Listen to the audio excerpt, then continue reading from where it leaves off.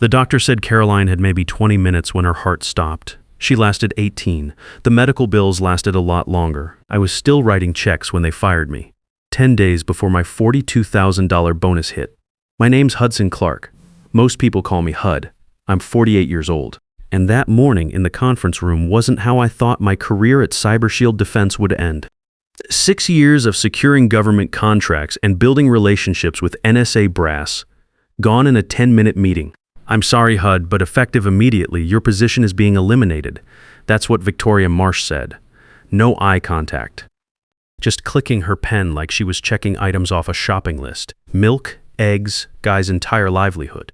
Preston Walsh sat across from me with this smug little grin. His tie was perfectly straight, probably tied by his personal assistant. This guy was 38, Stanford MBA, and happened to be CEO Bennett Ford's nephew. All theory, zero field experience. But somehow he was deciding my fate. Corporate restructuring, Preston said, like those two words explained everything. I just closed a $38 million NSA cybersecurity contract 3 weeks earlier. Project Digital Shield, classified work that took me 4 months to negotiate using contacts I'd built over 15 years in the Navy and defense sector. And now this kid was restructuring me right out the door. 10 days before quarterly bonuses. That timing wasn't coincidental. No severance, I asked. My voice came out flat. Old Navy training kicking in? Never let them see you rattled. Standard package? Victoria chirped. 3 weeks and a positive reference, assuming no complications. I stood up, grabbed my bag, and walked out through an office full of people suddenly fascinated by their computer screens. Nobody makes eye contact when you're the one getting axed. My desk looked smaller than I remembered. I started boxing up 6 years of my life. Photo of Caroline from our anniversary cruise last year, before the heart problems started showing. She'd been complaining about chest pains for weeks, but we both thought it was stress from my long hours. Coffee mug that said "World's Okayest Boss." My cybersecurity team gave me that after we closed Digital Shield, just swept it all into a cardboard box. The elevator ride down felt eternal. I made it to my truck before the anger hit. Not the hot kind, the cold, calculated kind that settles in your chest like ice. The kind Caroline always said reminded her of my Navy days, when problems needed solving, not just feeling. Caroline died 4 months ago, sudden cardiac arrest at 46. 1 minute she was making coffee in our kitchen, humming some old song she loved. Next minute she was on the floor. The paramedics did everything they could. Hospital tried everything too. Advanced cardiac life support, emergency surgery. 3 weeks in ICU fighting. The final tally came to just under $320,000. Insurance covered some, not enough. I'd been paying minimums, stretching it out month by month, waiting for bonus season.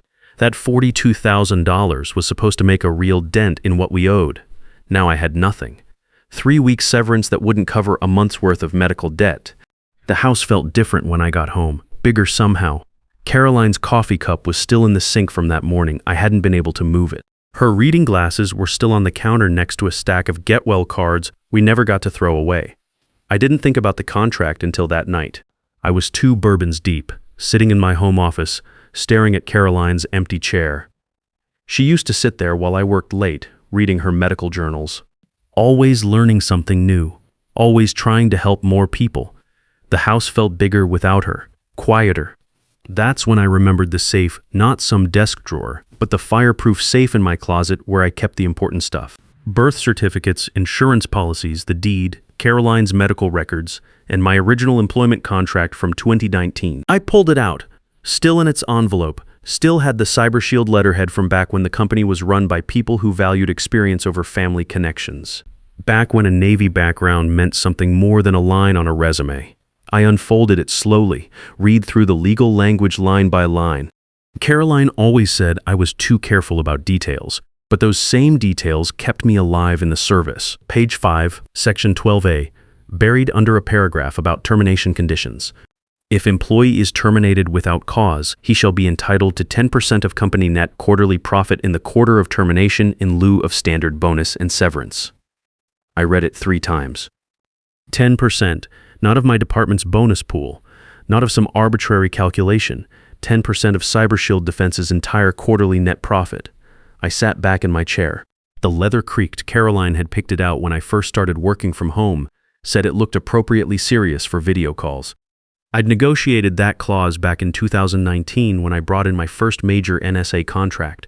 It was supposed to be a retention bonus, a golden handcuff. The old management understood that relationships in cybersecurity are everything. You need trust. You need history. You need people who know how to navigate both Pentagon bureaucracy and Silicon Valley ego. Preston never read the contract. Why would he? The guy probably couldn't spell due diligence if you spotted him half the letters. I pulled up my email and searched for anything from Wesley Brooks. Wiz was my old Navy buddy who worked as a senior systems engineer at CyberShield. We'd served together on the USS Charleston back in the day, pulling 16-hour shifts monitoring enemy communications. Found what I was looking for, an email from a month ago where he'd accidentally copied me on an internal Q3 forecast. The forecast showed projected net profit for Q3, $31.2 million. The Digital Shield contract I'd closed would hit the books this quarter.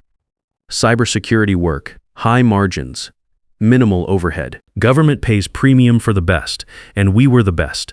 I opened the calculator app on my phone. 31.2 million times 0.10 second $3,120,000. I stared at that number for a solid minute. Set down my bourbon because my hands needed to be steady. That wasn't a bonus. That was life-changing money. That was every medical bill Caroline left behind, paid in full. That was the house paid off, the truck replaced, and enough left over to actually breathe again. Enough to do something in her memory that mattered. And Preston thought he was screwing me over. I laughed. Couldn't help it. Caroline's chair was empty. The bills were stacked on the counter next to her untouched coffee cup, and these corporate idiots had just handed me a winning lottery ticket. They'd fired me without cause, their own words, position elimination, and triggered a clause they didn't know existed.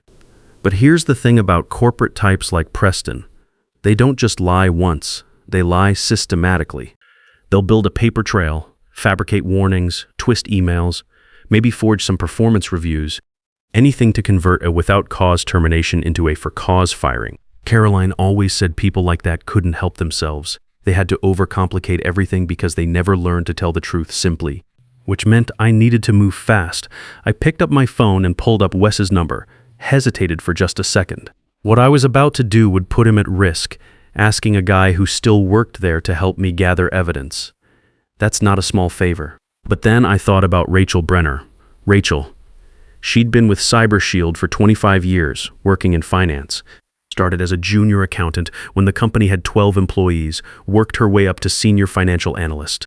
Word around the office was they'd fired her the same week as me. No warning, no explanation. Just restructuring. Rachel knew where every dollar went in that company. If anyone could spot financial manipulation, it was her. And if they fired her the same week they fired me, that wasn't coincidence. That was damage control. Preston wasn't restructuring. He was purging the books, cutting high salary positions right before bonus season, so the executive pool looked bigger. Caroline would have called it what it was, theft with a business plan. I typed out the message to Wes, need to talk in person. Soon as you can. His response came back in under a minute, tomorrow. Harborview Grill, 7 p.m. I set down the phone and looked at the contract again. Section 12A. 110 perfect percent. Caroline used to tease me about reading everything so carefully. Every warranty, every insurance policy, every fine print clause. You're gonna read yourself to death, Hud, she'd say, but those habits kept me alive in the Navy and they were about to keep me solvent here. Preston made one critical mistake. He underestimated the one person in that company who actually read the fine print. Tomorrow, I'd start building the case. Tonight, I just sat in my office with the contract spread out on my desk and let myself feel something I hadn't felt in months. Hope. Cold, calculated, and ready for war. The way Caroline said, I got when someone threatened our family. Monday morning, I walked into Lance Cooper's office. If Preston wanted lawyers, I'd bring a former JAG officer who'd seen worse than him. The place smelled like burnt coffee and old law books. Lance was 59, ex-Navy lawyer, the kind of attorney who'd prosecuted court-martials and defended good sailors from bad charges. Caroline had recommended him when we needed help with her medical insurance disputes. He fights like he means it, she'd said. His office was downtown San Diego, 4th floor walk-up, no receptionist. He was already at his desk when I walked in. Didn't look up, just pointed at the chair. Hudson Clarke. Wes called ahead, said you got screwed. That's the polite version. Lance took my contract and started reading. No small talk, just straight to the work. After 3 minutes, he set it down and tapped Section 12A with his pen. This clause is ironclad. 10% of quarterly net profit if terminated without cause. He leaned back in his chair. Here's your problem. They'll never admit it was without cause. Expect forged performance reviews, fabricated warnings, creative reinterpretation of your work history. So what's our move? We go proactive. Pull every email where leadership praised your work. Client testimonials, anything proving you were an asset. Make it impossible for them to claim you were underperforming. Lance opened a yellow legal pad, and the real reason they cut you, money, they fired me to boost the executive bonus pool. Lance's eyes narrowed. If we can prove they did this to multiple people right before payout, we've got leverage. Corporate greed is one thing, systematic fraud is another. That evening, I met Wes at Harbor View Grill, back booth where we wouldn't be overheard, just like old times when we'd planned shore leave in ports, where Americans weren't exactly welcome. He was already nursing a beer when I slid into the seat. They're saying you left voluntarily, Wes said without preamble. Told everyone you wanted to pursue other opportunities. Voluntarily. That's creative. Preston moved into your office the next day. Didn't even wait for maintenance to change the nameplate. Wes leaned in, lowered his voice. Listen, there's stuff you need to know. Preston's been bragging to the exec team about how lean the numbers look. How much fat he cut before Q3 earnings hit the board. Fat being me and who else? 2 project managers, someone from HR, and Rachel Brenner from finance. I felt something cold settle in my chest. Rachel, she'd been there 25 years, longer than some people stay married, I know. They blindsided her the same way. Wes glanced around the restaurant. Old Navy habit checking exits and sight lines.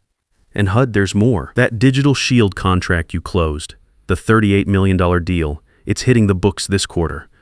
Preston's already counting it in Q3 projections. The profit margin is obscene. So they cut me right after I secured the windfall that's funding their bonuses. Caroline always said the worst people were the ones who smiled while they robbed you. Exactly. Deal's still classified.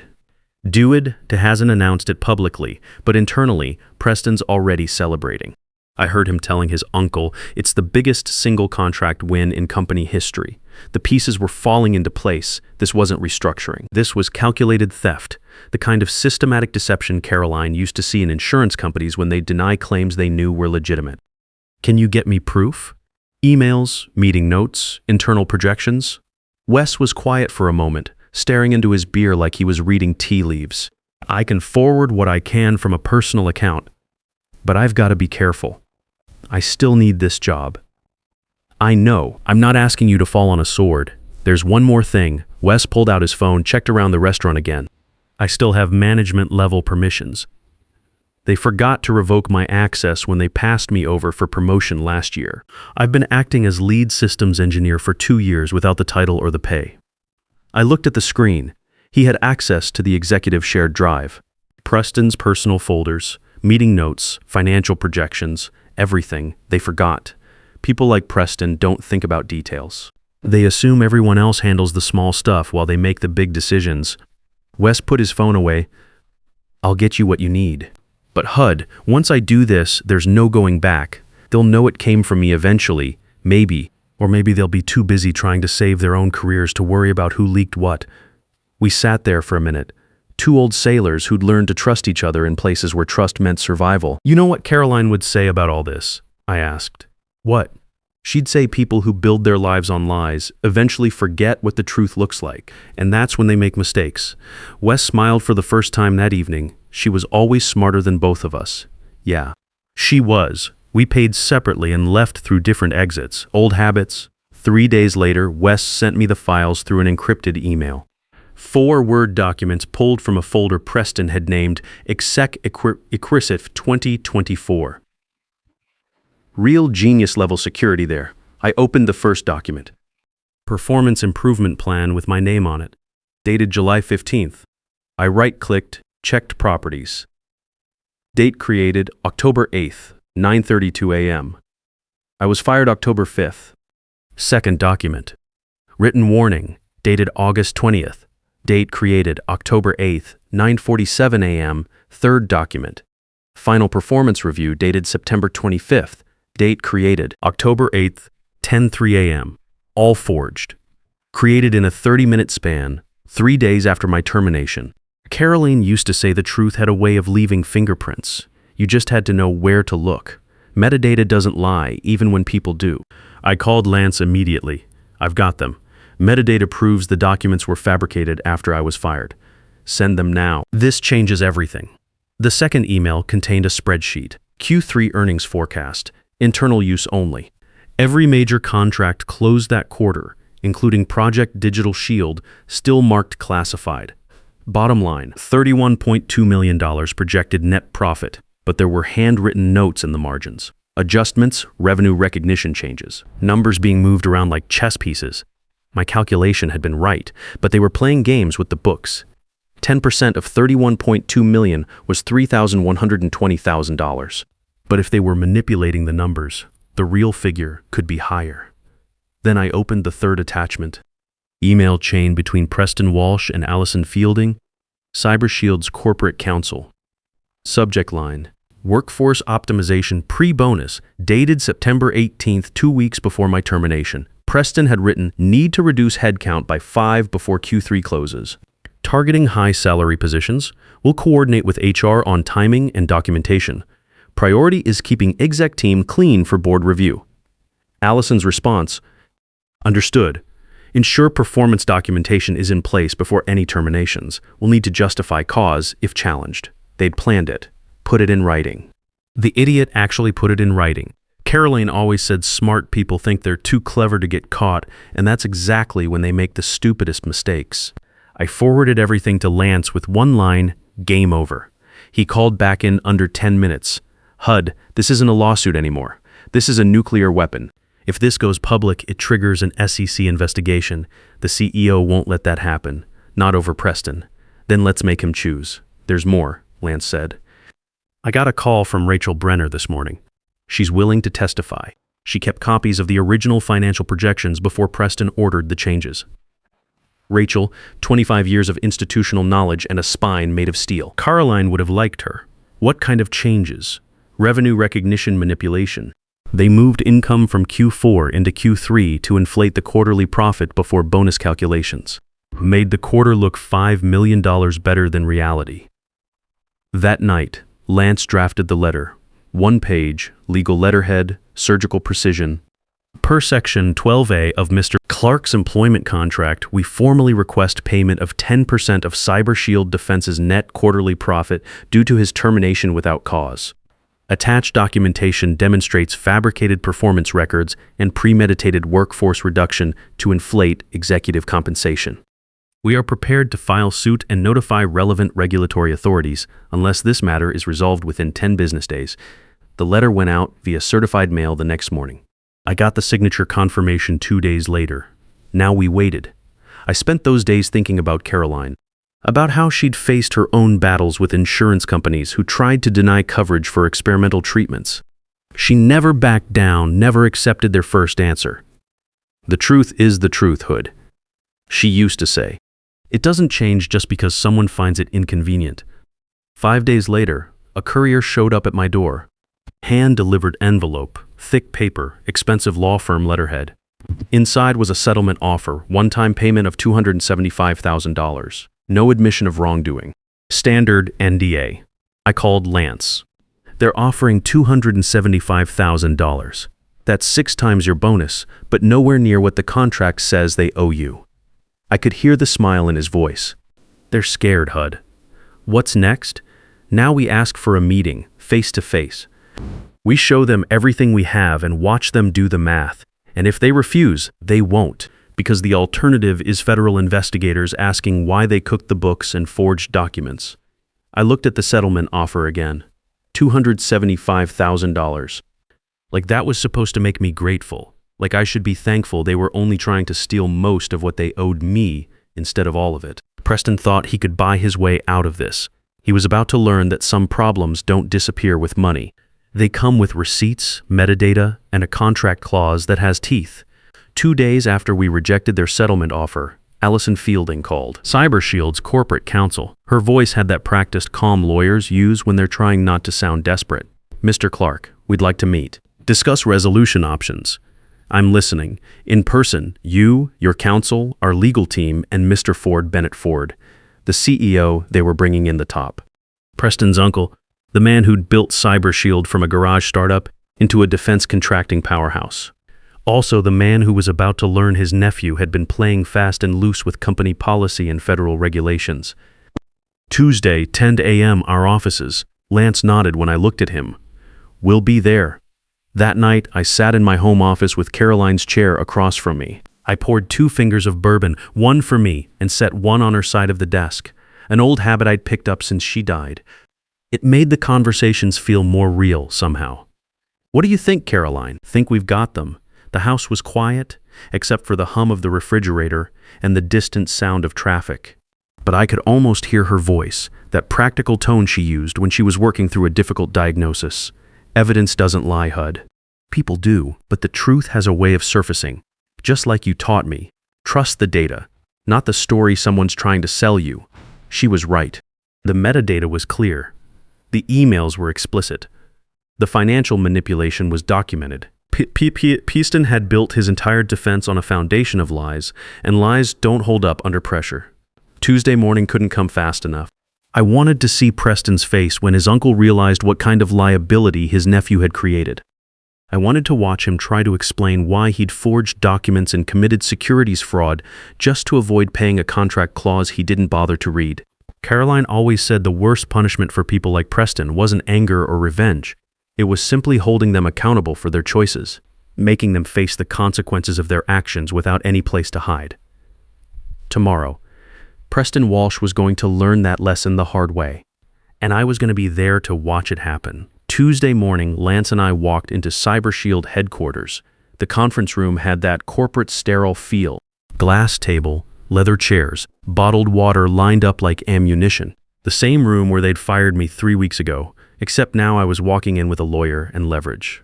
Preston sat on the far side. Wouldn't look at me directly. Kept adjusting his cufflinks, checking his phone, fidgeting like a kid called to the principal's office.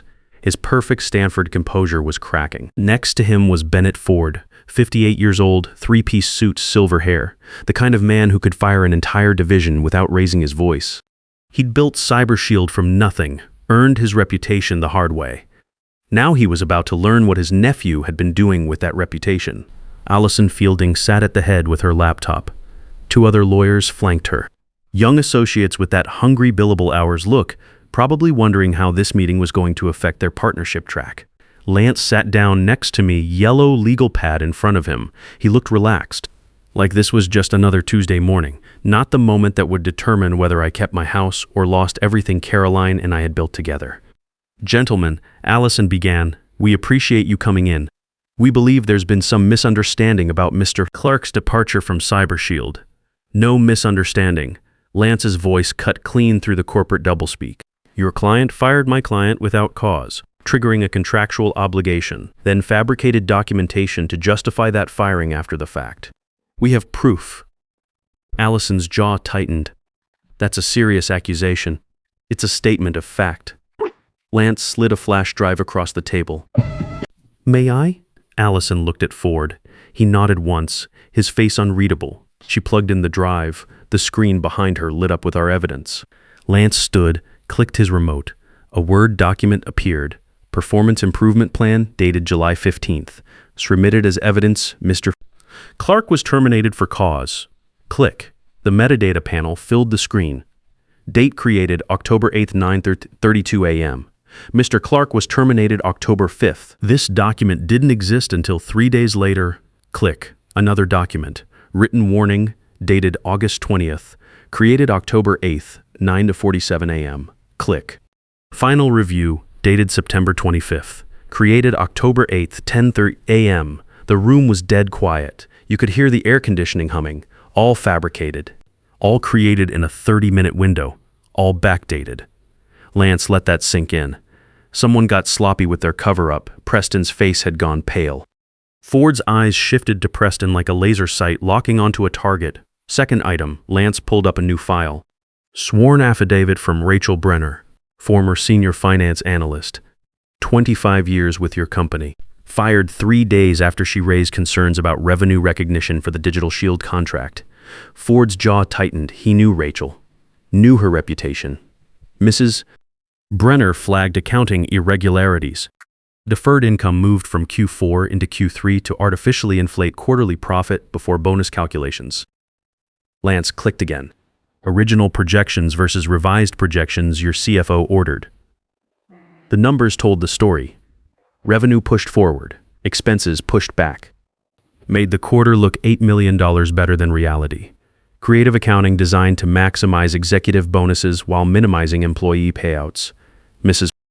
Brenner tried to escalate these concerns through proper channels, got shut down, then got fired for asking inconvenient questions. Lance raised a hand before Allison could speak. Third item, email chain between Mr. Walsh and your office, Miss Fielding, dated September 18th. The email appeared on screen. Preston's words in black and white: need to reduce headcount by 5 before Q3 closes. Targeting high salary positions. Allison's response: ensure performance documentation is in place before any terminations. Lance let that sit. Let them read it. Let them understand exactly how premeditated this had been. So let's summarize. Lance turned to face Ford directly. Mr. Clarke secured a $38 million classified contract that significantly inflated your quarterly profit. Then he was fired without cause to avoid paying contracted compensation. Then documents were forged to justify that firing. Then a 25-year financial analyst was terminated for questioning the accounting manipulation. He paused. Let the weight of it settle. We have testimony from 4 other employees who witnessed these events. We have email chains documenting the conspiracy. We have server logs proving when documents were created. And we have a very clear paper trail of securities fraud. Ford stared at the screen for a long moment, then turned slowly toward Preston. Preston, step outside. Sir, I can explain. Step outside. Now, Preston stood so fast his chair rolled backward. He grabbed his phone, fumbled it, nearly dropped it, then practically ran for the door like his pants were on fire. The silence that followed was beautiful. Pure, clean accountability. Ford turned back to us. Miss Fielding, clear the room. Allison started gathering her laptop. Not you, Ford said to Lance. You stay. The other lawyers filed out like they couldn't get away fast enough. Allison went last, closing the door with a soft click. Just 4 of us now. Me, Lance, Ford, and the wreckage of Preston's career spread across a PowerPoint presentation. Ford folded his hands and looked directly at me. Mr. Clarke, you're not here to burn the building down. You're here to get what you're owed. I met his eyes. That's correct. And you, he looked at Lance, are here to make sure I understand the alternative is federal investigators crawling through our books and asking uncomfortable questions about my nephew's management style. Lance smiled. Didn't say a word, didn't need to. Ford reached into his jacket and pulled out a folder. Thin, already prepared. He'd come ready to settle. Full 10% based on final audited quarterly profit. Final numbers came in at $31.56 million. That's $3,156,000. Wire transfer within 3 business days of signature. Lance opened the folder, started reading. His face stayed neutral, which meant the numbers were legitimate. NDA? I asked. Standard confidentiality. You don't discuss the settlement amount or circumstances with press, competitors, or future employers, and Preston terminated effective immediately. Breach of internal conduct policy. His career in defense contracting is over. I tapped the folder. 2 conditions. Ford waited. 1. Rachel Brenner gets a consulting agreement. $300,000. She stood up when it mattered, and she paid for it. Ford's eyes narrowed slightly, calculating. Done. 2. Wesley Brooks gets promoted to senior systems engineer, title and pay grade. He's been doing the work for 2 years without recognition. You're protecting your people. I'm making sure you remember what loyalty actually looks like. What it costs when you betray it and what it's worth when you honor it. Ford was quiet for a moment, then nodded. Agreed. Paperwork finalized by end of business today. He stood, extended his hand. I stood and shook it. His grip was firm, dry, professional. No hard feelings, just business. One more thing, Ford said as we reached the door. We'd like you to consider returning. Vice President of Cybersecurity, significant compensation package, full autonomy over your department. I looked at him, at his expensive suit and corner office empire, at the company that had tried to cheat me out of what I was owed. I appreciate the offer, I said, but I'm done working for people who need lawyers to teach them the difference between right and wrong. Lance and I walked out of CyberShield Defense for the last time. Outside, the October air was cool and clean. Traffic moved past. The world kept turning, but mine had just shifted on its axis. You could have asked for more, Lance said as we shook hands on the sidewalk. I asked for what was mine, plus a little accountability. Caroline always said that was enough. 3 business days later, the wire hit my account.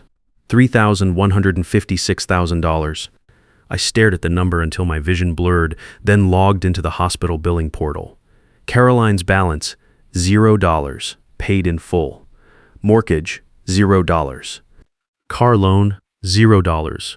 Every piece of financial weight I'd been carrying since her death, gone. Lifted off my shoulders like I'd been holding my breath for months and could finally exhale. The first call I made was to Rachel. She picked up on the second ring. Rachel, it's Hud Clarke. Hud, please tell me you have good news. Check your email. Should have hit about an hour ago.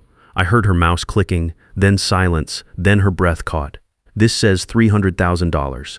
Consulting agreement, 25 years of loyalty earned that and more.